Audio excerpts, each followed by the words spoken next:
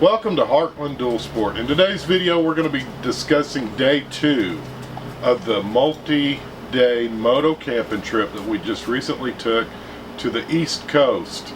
During this heat, I felt like it might be a good time to go swim in the ocean. So let's get to the video.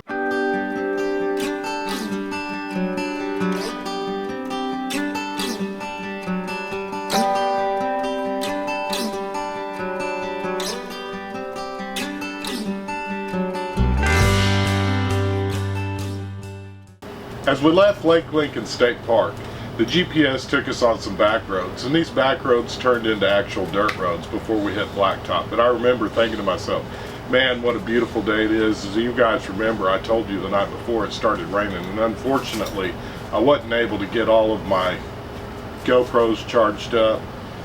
My B-roll camera, if you will, which is mounted on the front of the bike for the majority of this trip, was somewhat charged, but the one on my helmet wasn't.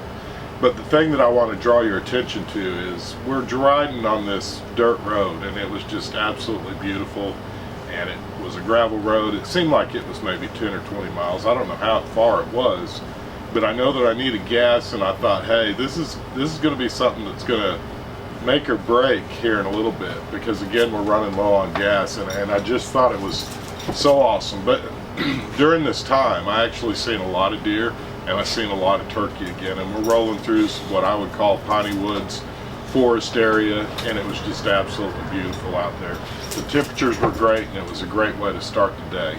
One of the things that I want to talk about in today's video is the things that you experience when you're on these adventure trips, things that you don't ever actually think about, but they just happen along the way.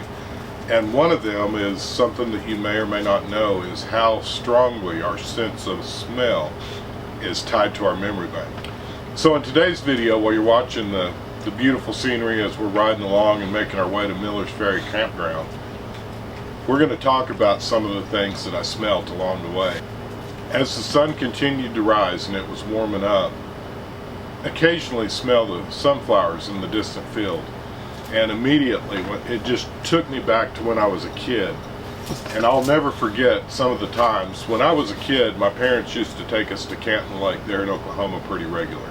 And oftentimes my grandfather from Lawtonwood, he would come up and he had a little Honda Express motorcycle, and he'd let me ride it from time to time and ride it around the campground. But it's just funny how I would smell the mix between maybe some of the dust and dirt in the road and the sunflowers that are warming up through the morning sun, and it just sparked that memory, and it was just kind of took me back to when I was a kid, and it made for a lot of fun thoughts as I was traveling along these different roads throughout the day.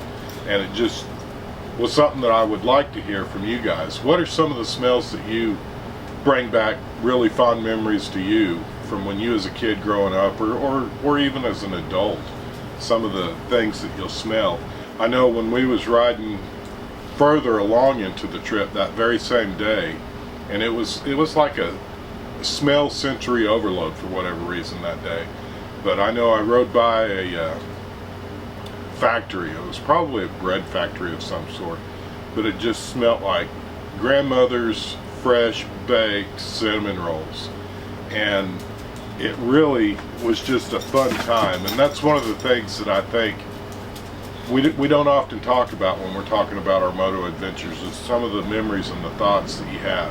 As many of you know, I love my Cena, and I love listening to my playlist, and I'm constantly listening to music that I enjoy that bring back good memories throughout my life as well. But some of the smells that you're going to encounter on these trips, it's amazing to me how much more you actually smell when you're on a dual sport or a motorcycle and you've got that fresh breeze blowing through your helmet all day long versus in a vehicle. Things that you're just maybe not ever going to pick up on because the smells aren't as significant.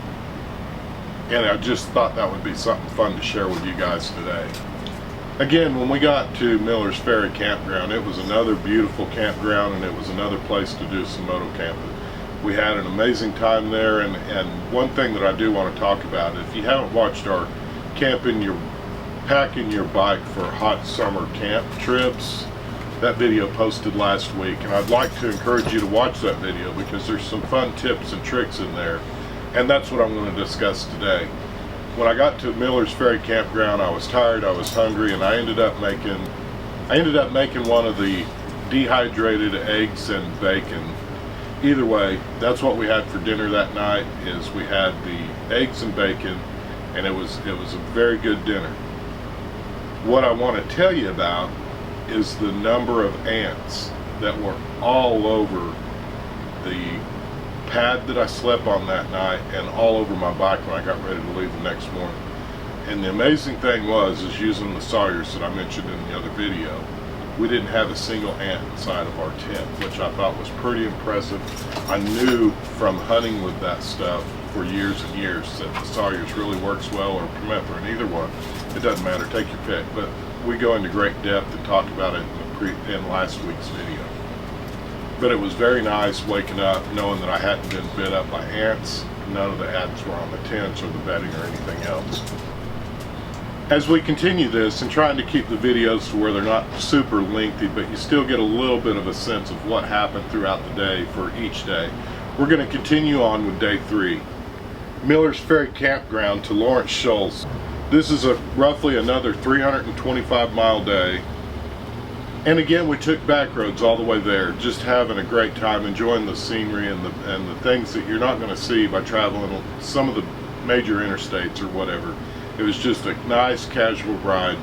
And what I've found so far, that riding between 250 and 350 miles a day seems to be perfect for me and the bike. It gives you time to enjoy the day, stop and look at stuff, maybe even stop and take photos, as well as you're not in a huge rush. And it also gives you time if you want to stop at the dollar store and refill your water bladder or whatever else with ice and fresh water as well. I know day 3 I got into a town and I was rolling through town and all I could smell was fried chicken.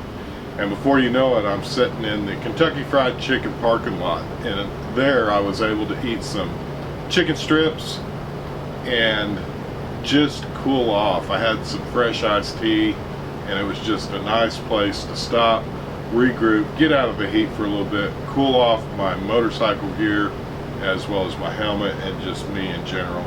Drink a lot of fluids while I was there, and just had a good solid home cooked or a good solid chicken lunch before I got back on the road and headed to the state park. Lawrence Shoals campground, when I initially looked it up on the internet, I thought was a state park, but it's just a campground. When we arrived at the campground, it was getting close to, I would say, around 4 o'clock in the afternoon or whatever, and I ended up driving through what was a primitive campground. Not that there isn't anything wrong with camping in primitive campgrounds, because I've done it a lot. In fact, when I go deer hunting in the fall, we always camp in primitive campgrounds. However, it's a lot easier to do that when you can plan for it and prep in advance. And as you guys know, there's not a ton of real estate on the KLR. I needed a place that I could recharge my batteries, recharge my Cena, recharge everything, so that we could continue making videos. So as I rode through this primitive campground, which I thought was actually awesome, I also want to go into this, if you guys aren't aware. A lot of y'all already know that I'm an avid bow hunter. They actually have a 3D shooting range there, and there's a bunch of other really fun, cool things that you can do in that Lawrence Shoals campground area. It just is, however, not like a regular state park where you have a bathroom with a shower and all that, to where you could actually clean up good from a long day's riding and sweating. If this was fall time, I would have definitely stayed there, because I could figure out a way to get my stuff charged on the bike as I was riding the next day. However, in the heat, I needed a shower. As it got closer to the evening, and when I say evening, we're looking closer to around 3 or 4 o'clock, as I was rolling into what I believed to be the next state park that I was going to be staying at. It was clouding up. Quickly found another overpass where I was able to get off the back road and go down to what was essentially a boat dock for people to use to launch their boats into this river, or whatever kind of water source it actually was, because I'm not certain. It's hard to tell by looking on the map. But either way, the lake, the river, I'm underneath that overpass, it's starting to rain, and I'm texting Angie, and between the both of us we were able to find another campsite. we did find a campsite that night, and this campsite is so noteworthy that I'm actually going to do a show and tell Monday video on this campground and let you guys decide. But it definitely deserves a video of its own. So again, guys, I got camp set up, I got cleaned up, and got everything charging again, and we stayed the night there. Tomorrow, we'll be looking forward to heading on into the East Coast. So again, if you haven't subscribed already, I'd love to talk you into subscribing. We're going to be doing some more giveaways this month or in the next month, coming soon. As soon as our channel's monetized, we're going to be doing another giveaway.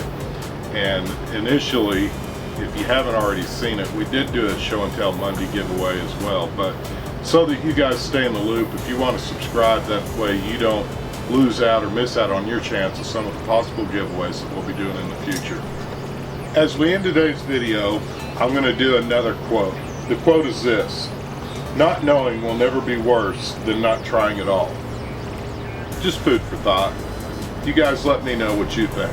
But I know that if I hadn't taken this trip, I wouldn't have experienced these fun memories that I had from a childhood that took me all the way back to riding on my grandfather's little Honda Express.